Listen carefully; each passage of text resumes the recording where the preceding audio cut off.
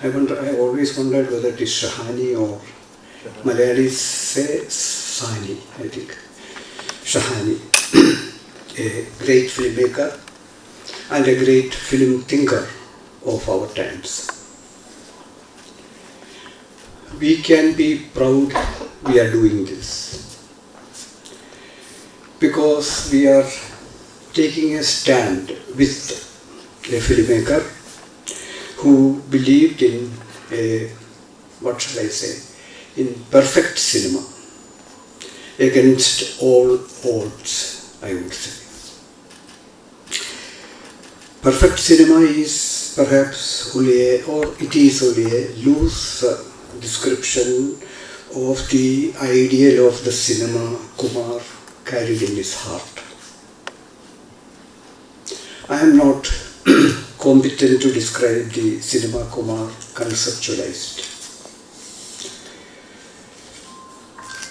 But I know that cinema was his life and his world. So, in remembering Kumar, we are honoring ourselves. He wasn't a Malayalam filmmaker. He didn't live in Kerala, though he has been here many times. He didn't speak a word of Malayalam. But as we gather here in Kumar's name, we are declaring that we too belong to that endangered species, lovers of cinema that is consciously crafted as art. I am not again sure that is the right way to describe Kumar's art. Kumar was a great friend of Kerala. We have to say that. I think he enjoyed Kerala's informal ways. Or that's what I imagine. I think he also learned to tolerate our many hypocrisies, because you have to confront them if you are in Kerala. So it's a kind of very interesting compromise he made, I think. In any case, he was at home here. He was a friend to all. From what little I have seen of him, the greatness of his cinematic vision did not overshadow his humanity. I have not known him as closely as many others present here. But I have observed that despite the challenges and perhaps many disappointments he faced, he remained a gentle, kind, optimistic human being. I have heard that he was a child of the partition, as Rimli said here. But that, from what I could see, that seems to have left no bitterness in him. He was only sad that the India he was born into was butchered. Sad that his family's and his own lives were uprooted and transplanted by hate. In a way, we should be happy he died when he died. Or he would have been forced to witness all the tragedies unfurling in India today, and might await us in the near future.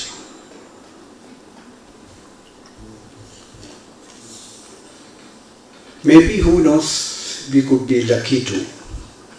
History has slots for luck also, I think. The many civilizations of India may yet withstand the onslaught on their identities.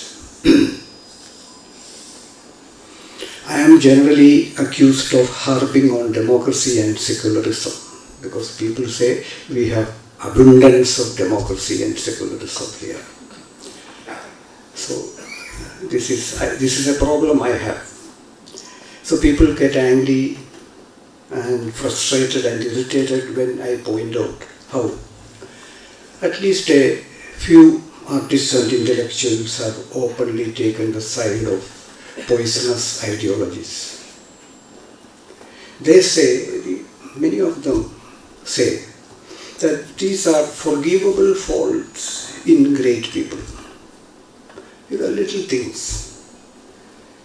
But I say, the greater they are, the more unforgivable is their treachery.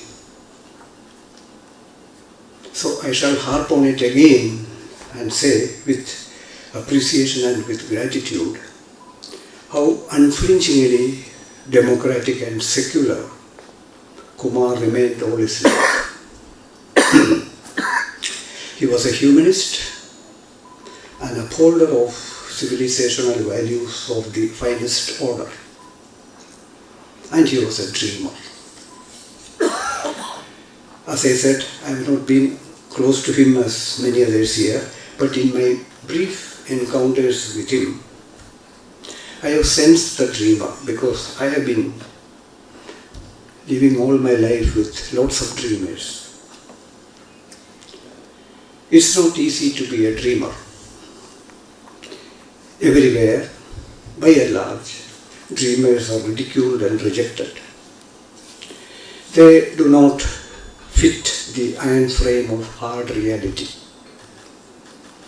I think of Aravindan, I think of John Abraham, I think of Isaac Thomas Koturapalli, I think of many others, our own Padma Kumar. What was Papan's initial?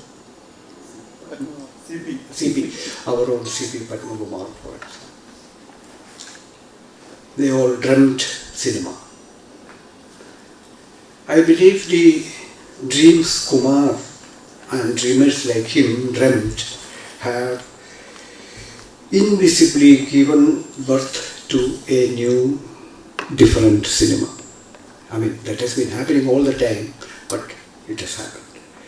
There are young people, as far as my little understanding of cinema goes, there are young people working in nearly every Indian language, creating a new cinema in their own ways. I am not qualified to speak of Kumar's films because I do not have a deep understanding of the medium or the appropriate language. But my little reading about him tells me that he was a formalist and a theorist. I am not sure I understand that perfectly, but I have seen Maya Darpan. And the sculpted frames and mesmerizing narrative of Maya Darpan makes me believe that whatever he was, whether he was a formalist or a theorist, he was a magician of the moving image. He perhaps suffered the inevitable fate of the artist seeking perfection, which is rejection and isolation. He made only 4 feature films. Some of the names have been mentioned here. I do not wish to call them parallel cinema. I do not wish to call them avant-garde. I would like to say that they represent Kumar's outstanding and special genius, his vision of the perfect cinema. Perhaps he too could have tried to entertain. It would have cost him nothing except his dream. We Indians, we are a simple people. We want everything to entertain us. Maybe we are very cheerful people, or maybe we have nothing much to cheer us. We want politics to entertain. We want religion to entertain. I think we even look to family life for entertainment. But Kumar didn't choose to entertain. He chose to remain a dreamer. And this is not, I am not speaking politics. And I don't think it's politics. Being a Marxist is not being, we are not talking about politics then. I think he remained a Marxist, a true Marxist to the end. It is not easy to do that today, because the left itself is faltering. But he did. He hung on. So, just as he remained a true filmmaker, I bow my head before his memory. Thank you very much.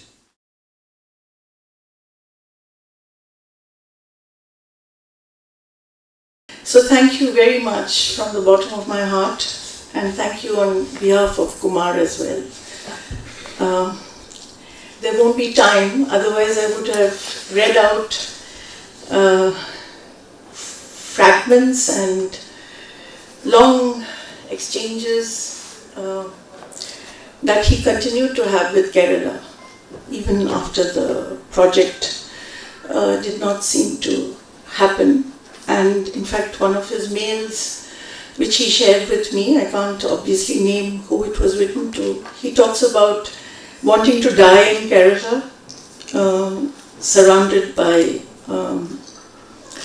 a living community where the arts and the sciences come together. And so it was in a way continuing with this idea of the center, but also affirming the possibility of still making homes in places which we do not usually. So I'm often asked where I come from, and I find that a very difficult question. I don't know where I come from. I come from a lot of places. And so I want to begin, I've called this Acts of Refuge. And I'll read out a little extract from, Kumar was born in Larkana in Sindh, in present-day Pakistan. And he came to Bombay as a refugee with his family at a very young age. So this is a piece that he wrote, I don't know where it was published, in the aftermath of the Bombay riots. The sea breeze gently ruffles the hair, and the rocks remember ancient sounds of the beginning of life.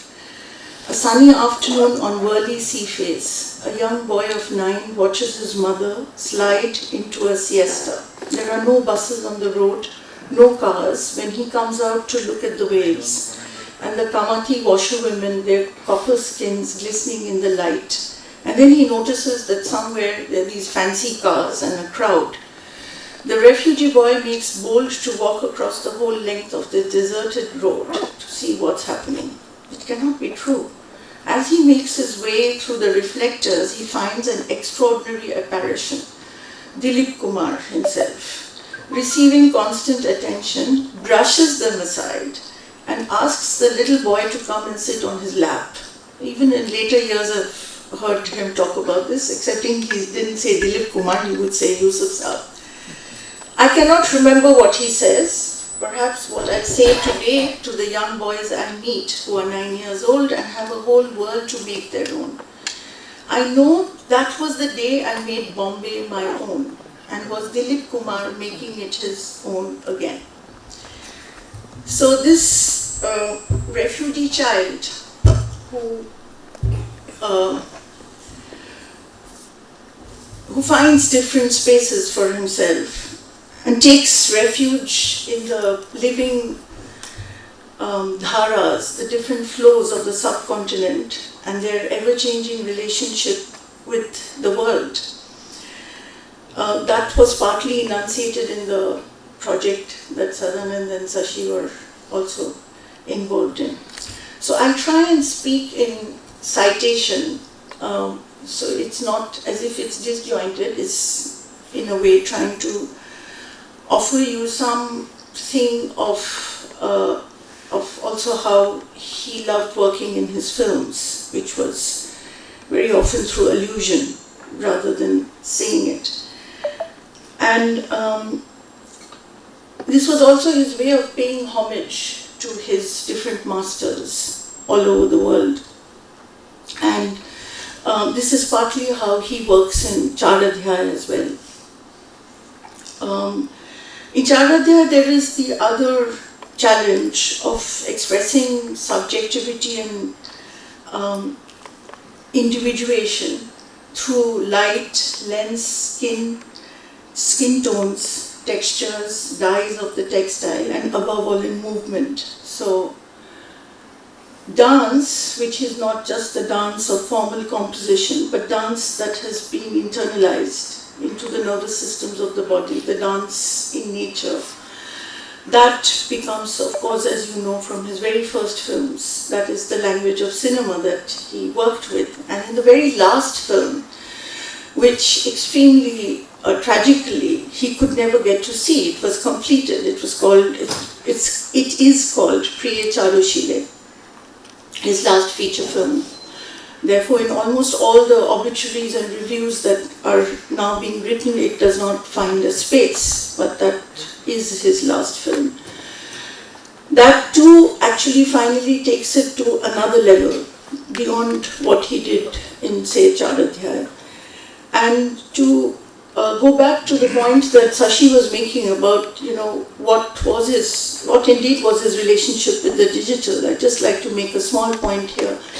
In one of the many discussions that we've had on Priye Charushile, and some of which I've fortunately recorded at that time, one of the things that comes up, and also in an interview that he did in 2017 and with Rajya Sabha TV, of which I have excerpts, he says that it's precisely at the moment when technology seems to be overpowering and paralyzing us and taking over, precisely at the time when global capital seems to make us complete prisoners of, and prevents us from enacting our praxis, whatever that might be for each one of us.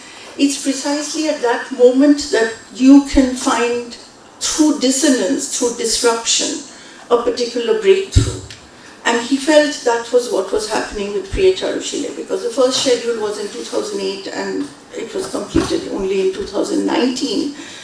And he wanted to ensure that the color correction, the sound, the subtitling, everything was absolutely right, and that never happened. He never got to actually see it.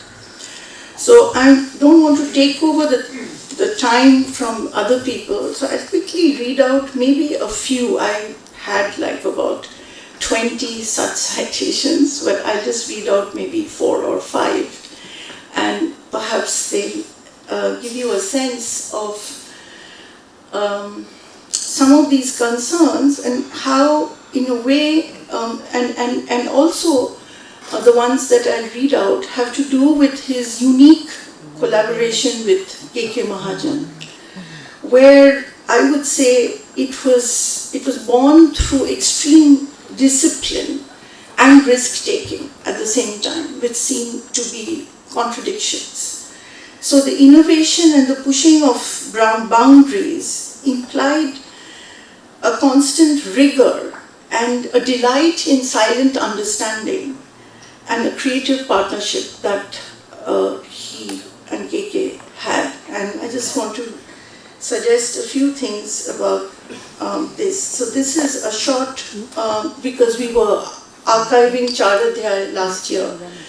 And initially I just asked Kumar, can you identify this or what is happening here? And then when he would start talking about it, I realized that it just went beyond that. He was actually talking about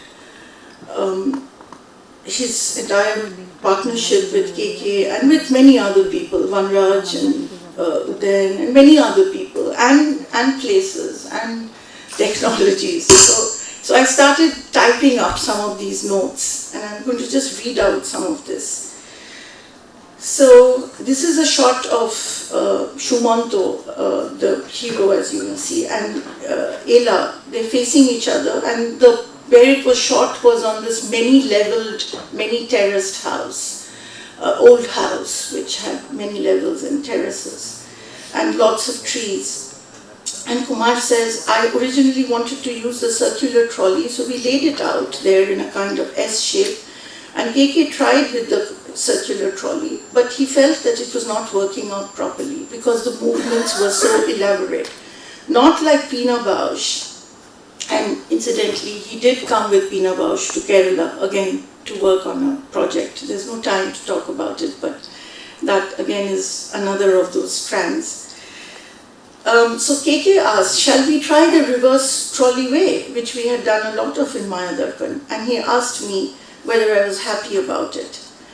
And then this in turn relates to this, the 4-line poem that Tagore has in this last novella of his, and which Kumar wanted to keep in the Bangla and got Jaya Bachchan to actually say them. So the movement of the actors, the choreography of, because this is a very dialogic kind of novel, there's so much word, and yet there's so much movement, and working with whites and blacks. So one more from Charadhyay.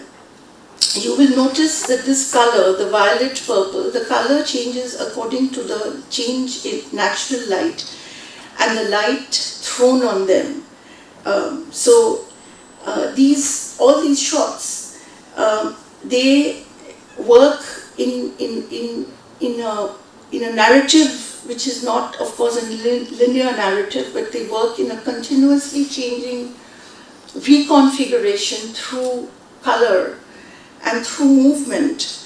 Because it's, as he says, I'm quoting, it suddenly occurred to me while in Calcutta on a recce trip, that is before the shooting, that certain dialogic exchanges between the lovers should be played out like a dance sequence. So there is a proper dance sequence, but there are these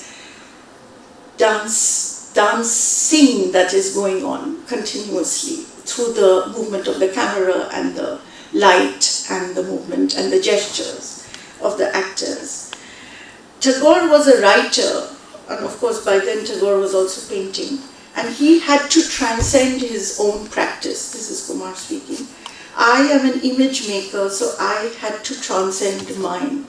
I wanted to have the dialogic transferred to the Angika, and the Vachika had to be transcended through the Angika, and so had the image. It had to move to another level. And then this he worked on much more with in Priya Charushila, as I said.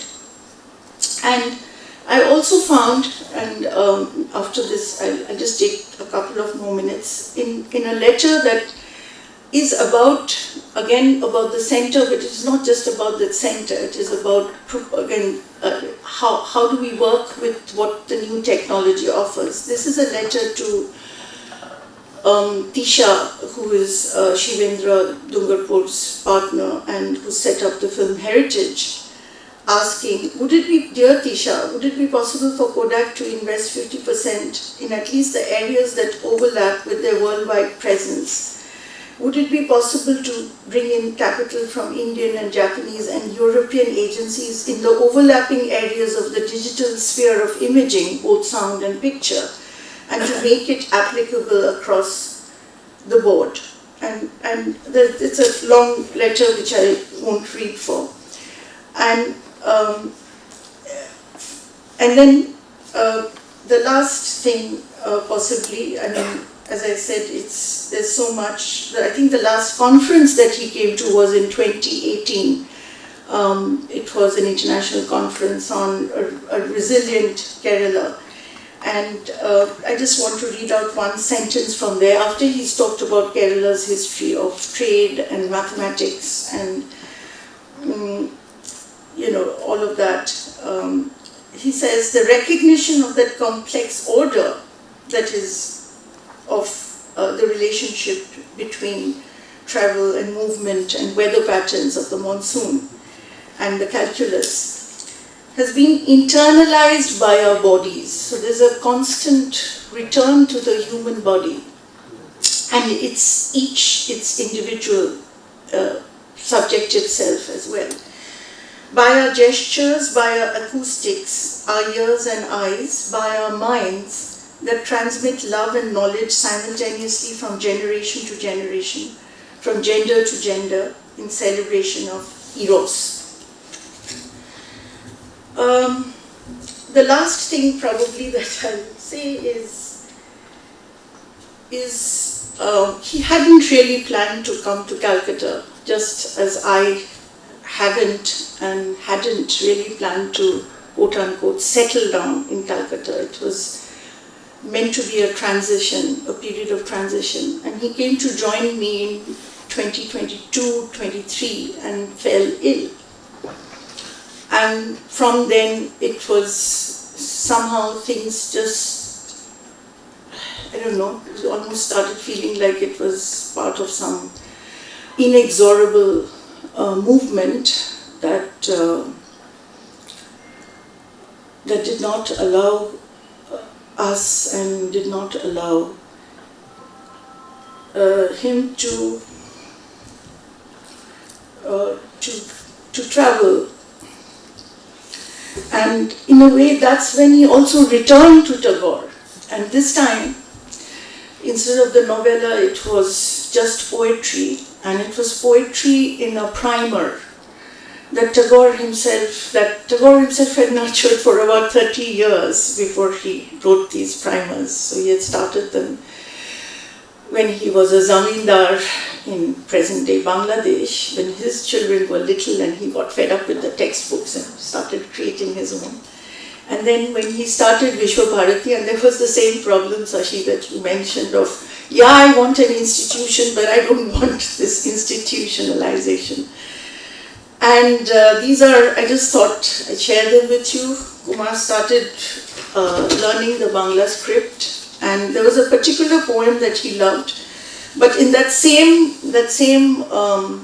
exercise khata, there were 4-5 of these, which I just photocopied. This is Sindhi in Indo-Persian script, which he also had learnt and was working with. This is part of a poem in French and some Devanagari, also writing. I think AIDEM published some of his poems.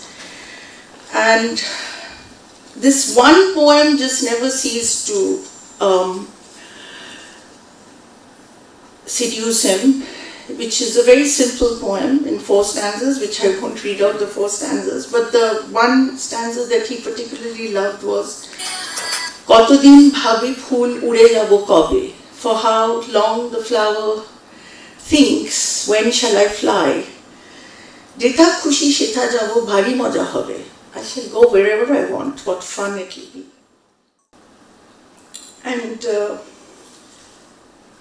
the last 2 lines go,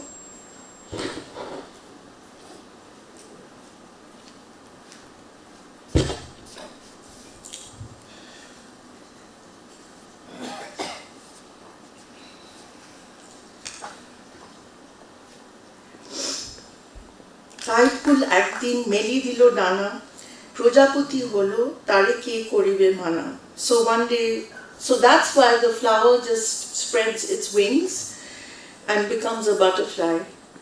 And who's going to stop it? Who's going to stop him? So I feel that it's, you know, it's this breadth of language that that just didn't reside in the spoken word or the akshara, but it's the breadth of language as it's breathed, enunciated, uttered, not uttered in silence, that much of Kumar's work is animated by. And I want to end with something funny. When we were shooting Charadhya, my 7-year-old nephew was around, and he was very attracted to Kumar, but he also was very disturbed because he seemed to be constantly wanting this and wanting that. Like one thing was given and he wanted the next one. He was extremely demanding and sometimes yelling at people, including me. And so he wrote a little rhyme about this strange man, and he said, "Here comes Kumar with his camera." He wrote it in English. And the second line was, "He creates a lot of jhamela." Now jhamela in Bangla means like a mess, like a ruckus. So I think Kumar took refuge in unsettling. And so in that spirit, I would like to appeal to all of you who are here and who are not here, but who may hear my appeal, that if we can retrieve Priye Charushile, the film, the last film, and show it in its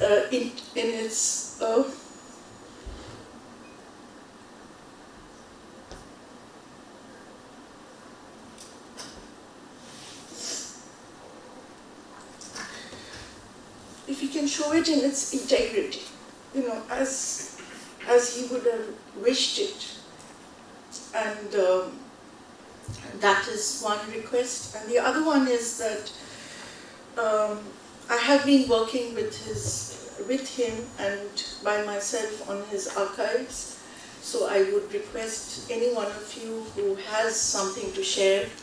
There's a designated, dedicated email address which I'll share with the organizers, and I would request you to please send as good quality material that you can to that site, and also hard copies. And I'm also going to be setting up a multilingual website, which again I've been working on for several years now, and I hope that before his next birthday it will be out.